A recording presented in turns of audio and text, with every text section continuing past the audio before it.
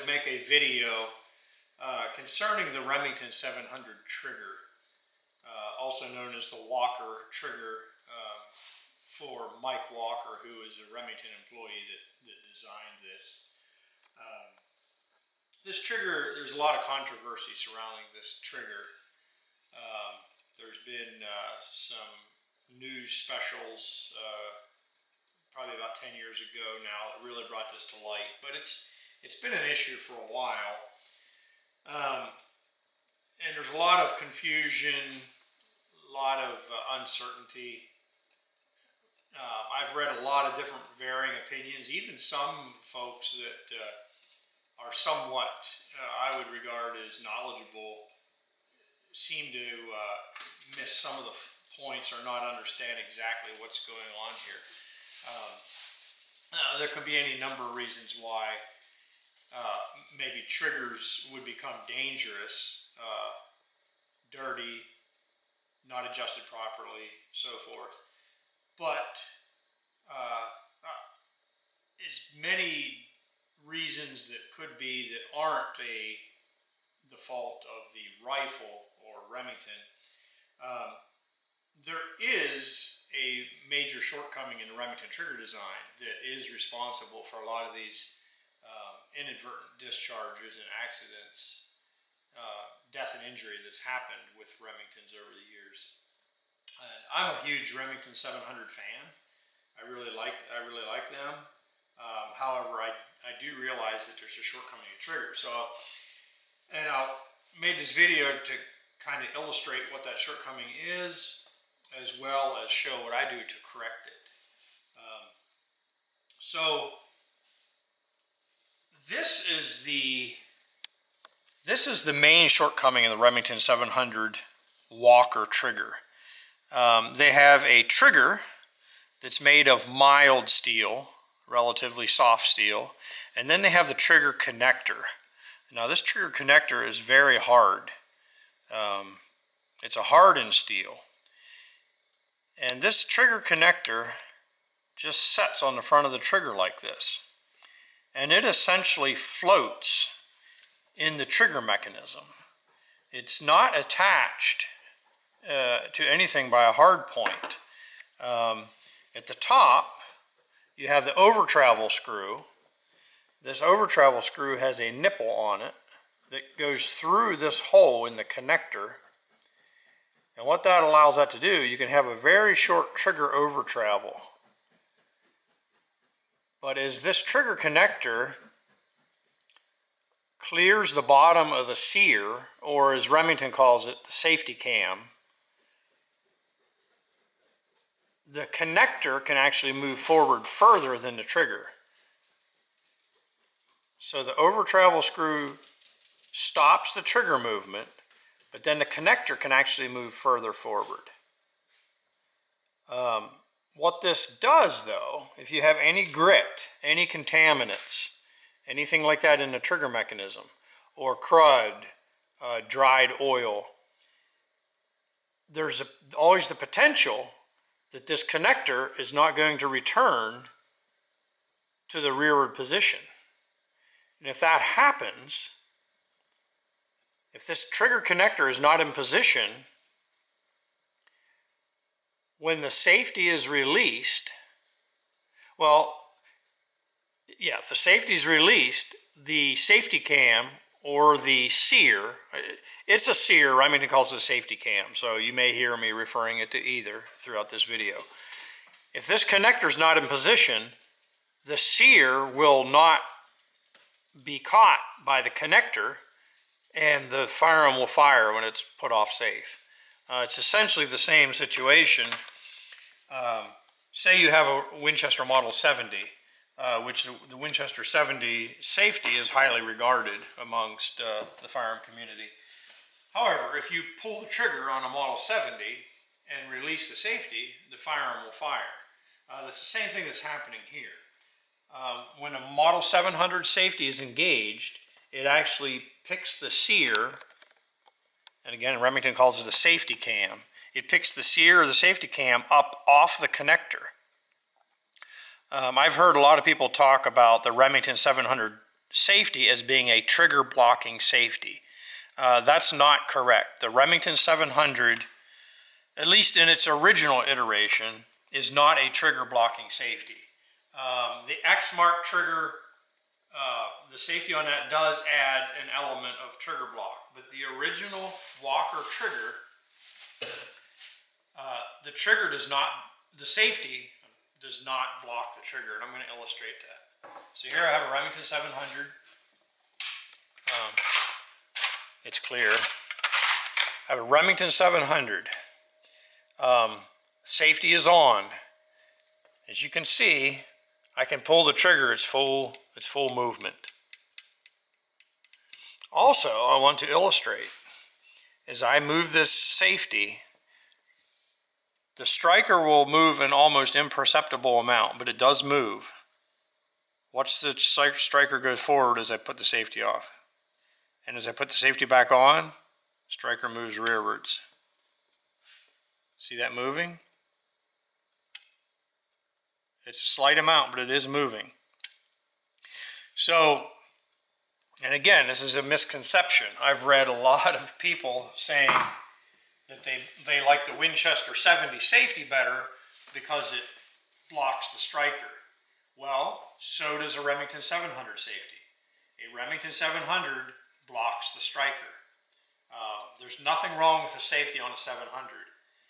It works very well. It works as it's designed. The problem is, again, the problem is this connector.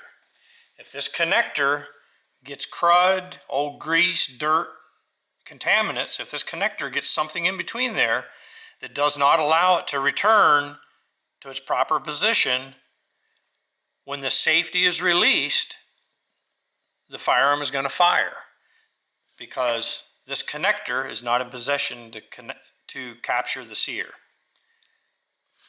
Now illustrate that here with this assembly.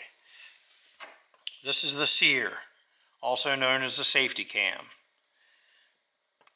Now as you can see, when I push downwards on this is the bolt wood. If you look right in here, this safety cam is being captured by the connector. That shiny bit of metal you see in there is the connector. However, if that connector is not in position, and here you can see the trigger is not moving, but that connector is floating free. If for some reason that connector is not where it needs to be, if that connector is forwards and the safety's flipped off, that sear is going to drop. Yeah, I don't have enough hands to do this video. That sear is going to drop and the gun's going to fire because that connector is not in the proper position. And you can see the trigger is not moving. The trigger is stationary. I'm going to let go on the sear and you should see that connector pop back into place. So that's the problem with a Remington trigger. And my understanding is they did this partially to get around Winchester's patents. They come up with this design of a second connector. I imagine it also has some cost saving measures because of instead of the entire trigger being hardened steel, they only have to make this one small part out of hardened steel, and this can be mild steel. At any rate, this is the main shortcoming of the Remington Walker trigger. It's the separate connector. So I thought I'd show what I have been doing to eliminate that problem. I recently bought a Remington 600. The Remington 600 had a Timney trigger. This is a Timney aftermarket trigger. The Remington 600 had a Timney trigger installed. I am personally not a fan of the Timney triggers. I have read and heard over and over people saying, well, the Remington 700 trigger is faulty, just replace it with a Timney. They're not entirely wrong. As we discussed, the Remington 700 trigger does have a fault. And this is the 700's trigger fault. However, in my opinion, the Timney triggers and I don't want to single Timney out, there's others as well, they have their own sets of fault. This Timney trigger, it has an aluminum housing. You can see it's very thin here where it mounts to the receiver of the firearm. These holes are actually stretched. If you can see, these holes are egged out. Again, this is aluminum. It's rather thin.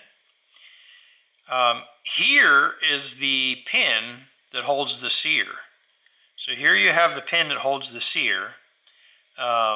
Small diameter pin. It's in aluminum. The Remington sear, again, is captured by a steel pin, much larger diameter. Another deficiency, in my opinion, of the Timney trigger, and others on the market as well, it has a cross bolt safety. And again, it doesn't look like a cross bolt safety because it has the lever up here, similar to the 700 safety. However, this does not act as a 700 safety. This safety does not block the striker as the 700 safety does. This simply blocks the trigger. And it also blocks the trigger at its extreme forward travel. I guess trying to find an articulate way of saying this. The trigger actually has a fair bit of movement with the safety engaged. And the cross block safety actually only blocks the trigger at its extreme forward motion. And again, without it being without it being on a firearm, it's kind of hard to illustrate. There, I think I can show it. The safety's on. If you look there, you can see that that trigger is almost clearing the sear, even in the safe position.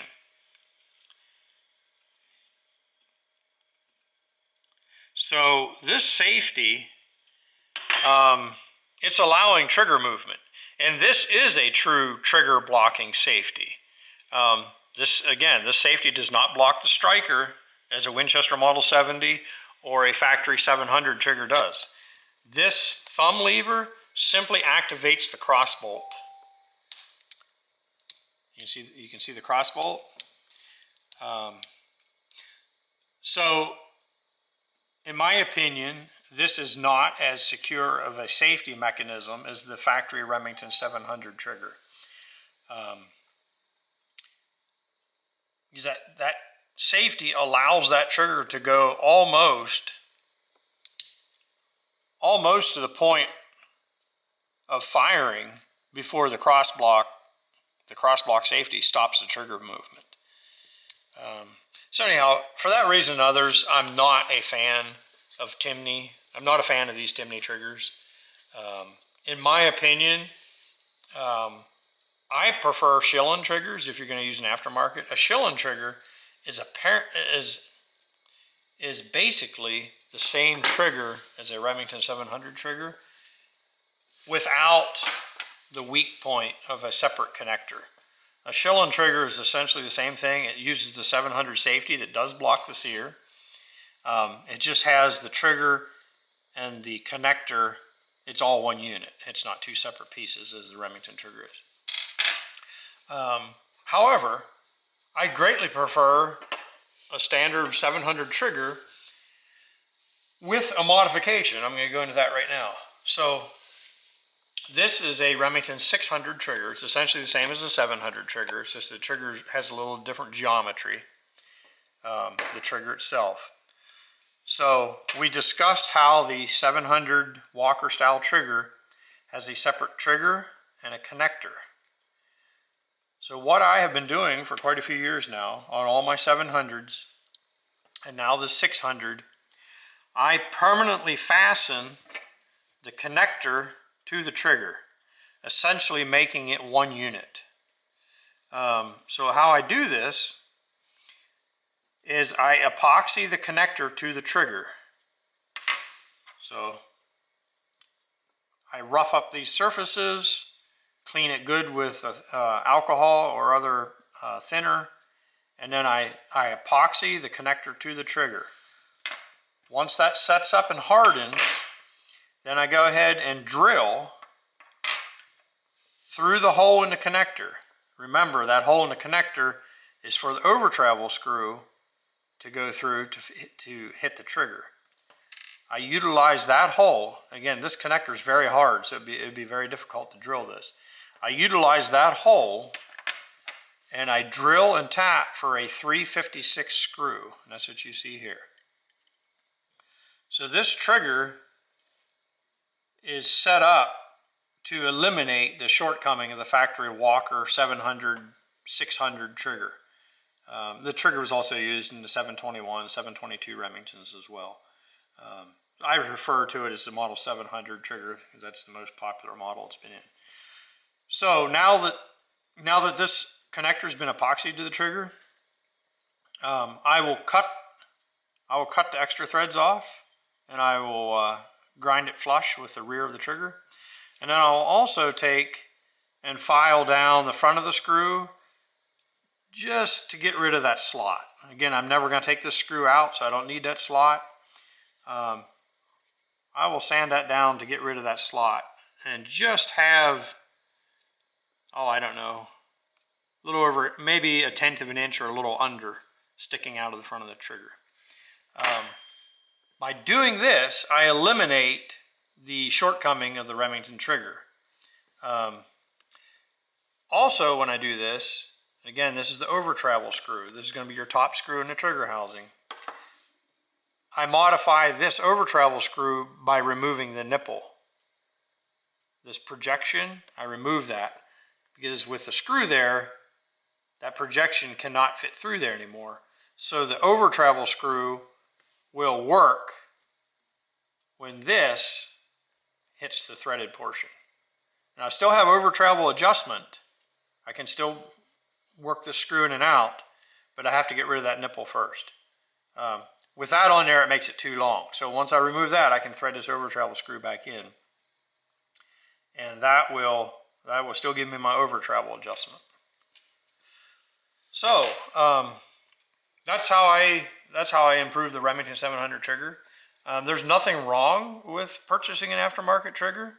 However, I greatly prefer just using the factory Remington 700 triggers. They're actually a very nice trigger once you eliminate the shortcoming.